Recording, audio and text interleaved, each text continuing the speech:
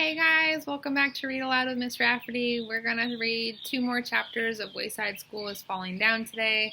I hope y'all are enjoying. I sure am. It's a pretty funny book. We're going to be starting on chapter 13 today. Chapter 13. A giggle box, a leaky faucet, and a foghorn. Every day after lunch, Miss Jules read a story to the class. Dana hated stories. The last book Miss Jules had read was a story about a pig and a spider. The pig was real cute and the spider was very wise. Dana thought it was a horrible book. It made her laugh too much. Everyone else laughed too, but the problem was that Dana always kept laughing long after everyone else in the class had stopped. It was very embarrassing. And sometimes she broke out laughing at a part that wasn't even funny because she remembered something funny that had happened earlier. John called her a giggle box. That only made her laugh harder. Once she broke up laughing in the middle of an arithmetic test because she remembered something funny the pig had said. "There goes the giggle box," said John. She hated John. But that wasn't the worst part of the book. In the end, the spider died. Dana couldn't stop crying, and she thought it was so silly, too, because in real life she didn't even like spiders. She squashed them all the time. John called her a leaky faucet. "Somebody better call a plumber to fix the leaky faucet," he said. She laughed through her tears. She hated John. Once in music, they had learned a song about a dragon. When the song begins, the dragon is very brave, but then he loses his only friend, so he isn't brave anymore. He just goes back to his cave where he is sad and lonely for the rest of his life. The song always made Dana cry. Every recess, John and Joe would chase after her, singing it. She'd run across the playground with her hands over her ears and tears streaming down her face.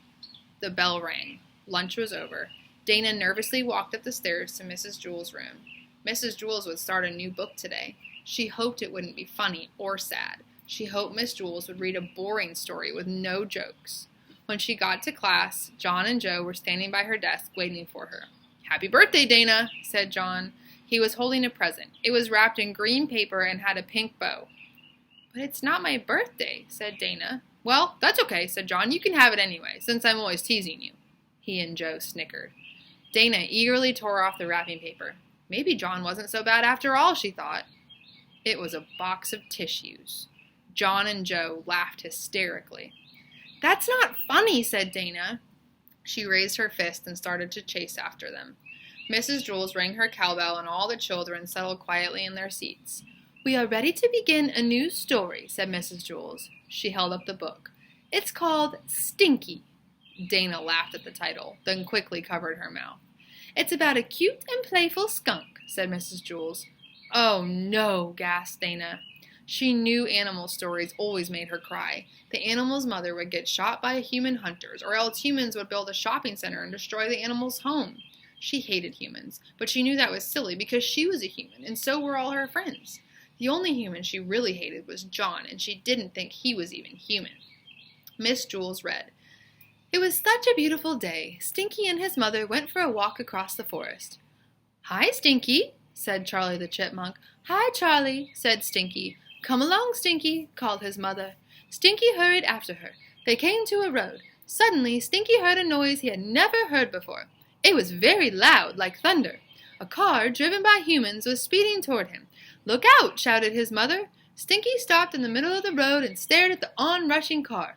He had never seen a car before. His mother pushed him out of the way just in time. He was safe. But unfortunately, the car ran over his mother. "Mama, Mama," he sobbed over and over again, but his mother didn't answer. She was dead. Dana cried. "Uh-oh, there goes the leaky faucet," said John. He and Joe laughed. Dana sniffled and wiped her eyes, but the tears wouldn't stop. She just kept thinking about that poor Stinky. What would he do without his mother, she wondered. Maybe he could go live with Charlie the Chipmunk, she hoped. She pulled a tissue out of the box John had given her and loudly blew her nose. "There goes the foghorn," said John. Dana laughed into her tissue. She blew her nose again, even louder. "It must be a very foggy day," said John. The next day, after lunch, Dana hurried up the 30 flights of stairs before the bell rang so she could talk to Mrs. Jules before class. "Yes, Dana," said Mrs. Jules. "Can I leave the room when you read today?" asked Dana. "Why?" asked Mrs. Jules. "Because I hate stories," said Dana. "They make me laugh and cry too much." "You don't hate stories, Dana. Mrs. Jules told her. "You love stories. I wished everybody laughed and cried as much as you." "Really?" asked Dana. She couldn't believe it. All this time she thought she hated stories when really she loved them. She was glad she really loved stories. Suddenly she made a face. "Oh, yuck," she said. "What is it?" asked Mrs. Jules. "What if I really loved John, too?" Chapter 14, Calvin's Big Decision. It was Calvin's birthday. His mother had made chocolate cupcakes with jelly beans on top. Mrs. Jules passed them out to the class. "Hey, Dana," said Leslie, "I'll trade you my black jelly bean for your red one." "Okay," said Dana. Everyone traded jelly beans. That was the most fun part of the party. Bibi was very excited. "Tell everybody what you're getting for your birthday, Calvin," she said. "I don't know," Calvin mumbled as he stared at his yellow jelly bean. "He's getting the best present," said Bibi. "What are you getting, Calvin?" asked Miss Jules. Calvin frowned. "I don't know," he griped. "I mean, I know what it is, but I don't know what it is." "Huh?" asked Jason. "See, I usually get toys," Calvin tried to explain, "but they always break or get lost or something happens to them. But this year, I'm getting something I'll never lose. I'll have it for the rest of my life." "What is it?" asked Terrence. "A tattoo," said Calvin. "Oh, how neat!" exclaimed Mauricia. Everyone thought it was a great present. "You're so lucky, Calvin," said Rondi. "I wish I could get a tattoo. Instead, I got a tutu." "I got a tutu too," said Dana. "My parents won't let me get a tattoo," complained John. "My parents wouldn't let me get one either," said Calvin. "Then, for my birthday, they said I could get one, but now I can't decide what to get. My dad's taking me to the tattoo parlor after school today. I just can't make up my mind." "Get a snake," said Stephen. "No, get an eagle," said Dee Dee. "They're the best." "A dead rat," suggested Kathy. "I just don't know," said Calvin. "I've never had to make such a tough decision. Nothing else I do matters very much. It's not like choosing jelly beans. If you pick the wrong color jelly bean, big deal, you can always spit it out. But once you get a tattoo, you can't change your mind. You can't erase tattoos. Whatever I get, I'll have for the rest of my life." "Get a naked lady," said Jason. Calvin shook his head. "I just don't know. I just don't know."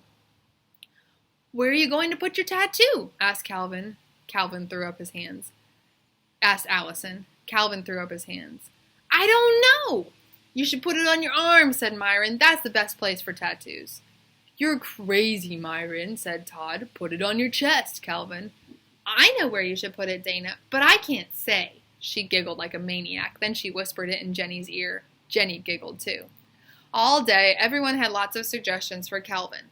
They told him what kind of tattoo he should get and where he should put it. A rainbow on his forehead, a flower on his cheek, an anchor on his arm. It was easy for the others to make suggestions. They wouldn't have to live with it for the rest of their lives. "I just don't know," Calvin repeated over and over again. Bibi drew a lot of pictures for him, in case he wanted to choose one of those. She drew lions, tigers, buffaloes, and butterflies. "If you like one, I can draw it on your skin for you," said Bibi. "Then the tattoo man can trace over it." "I just don't know," muttered Calvin. "I just don't know." After school, Calvin's father picked him up and drove him to that tattoo parlor. The next day, when he walked into class, everybody stared at him. They couldn't see a tattoo. "Did you get one?" asked Mauricia. Calvin smiled. "Yep," he said. "Where is it?" asked Jason. Dana gasped. "I know where!" she exclaimed. She and Jenny giggled. "Well, what'd you get?" asked Todd.